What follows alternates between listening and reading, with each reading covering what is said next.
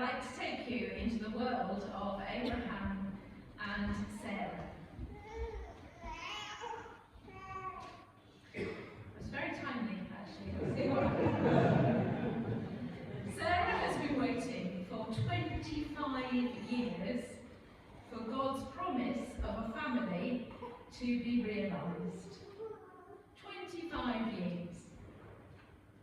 25 years to carry a child and to rock a baby in her arms.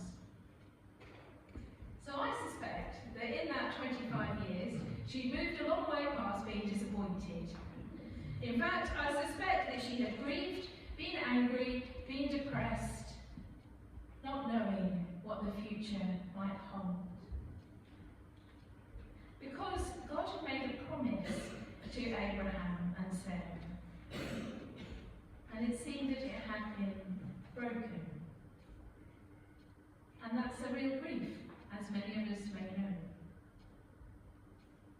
Sarah has had quite a strange life. If you want to remind yourself of just how strange Sarah's life is, I invite you to go away afterwards and read the few chapters of Genesis before this one.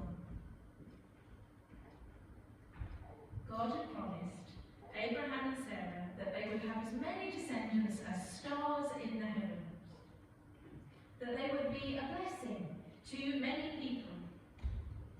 And now that perhaps felt a bit like a cruel joke.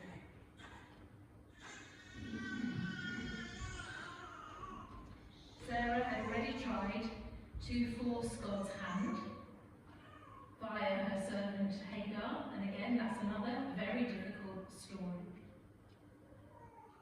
But that's only made things worse. So there's kind of a no-win situation here. There's been torment for Sarah, who's been jealous, abused at times, set aside, insecure and bitter. So you wouldn't call it particularly a happy home. So that sets the scene. We're not particularly in a happy home here. But into that situation, God brings laughter. God who arrives in the form of three strangers who arrive at their home. They come to their tent, so you have a sense of this not being permanent. Three strangers who are looking for food and perhaps a place to sleep that night. And Abraham rushes to meet their needs. This is expected practice. It's part of the moral fabric of the time that you offer hospitality to strangers. But Abraham seems to sense that these guests are special. And he begs them to stay. And he rushes off to give orders to other people. He demands that Sarah break out enough fine flour to make, in fact, 30 loaves of bread. That's just how many. And he has a feast prepared for them. And although we never actually hear these three strangers refer to Abraham by name, they do refer to Sarah. And they renew God's promise to Sarah that she will have a child. Well, there she is, eavesdropping in the tent. I presume she probably thought something like, well, the joke's on them.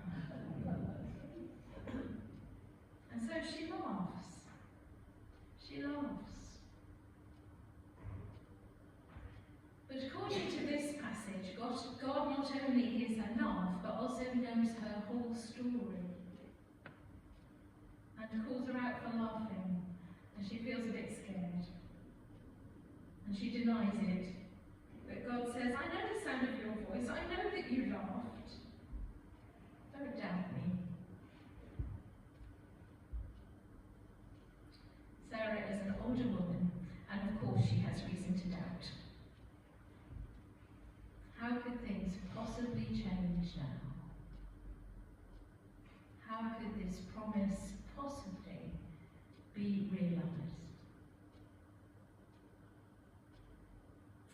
And yet, a year later, Sarah's laughter comes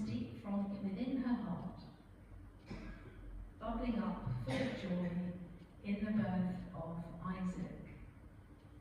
And the name Isaac means laughter.